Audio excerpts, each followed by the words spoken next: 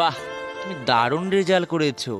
এই রেজাল্ট বজায় রাখবে আর তুমি ভালো মানুষের মতো মানুষ হয়ে সমাজের উন্নত করবে।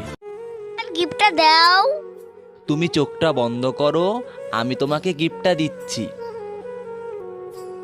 এই নাও তোমার গিফট। এটা কোনো গিফট হলো? এটা তো আমার কাছে আছেই। এটা আমার লাগবে না, এটা আমি কিচ্ছু করতে পারবো না। কে বলেছে ভাই তুই এই কলম দিয়ে কিছু করতে পারবি না?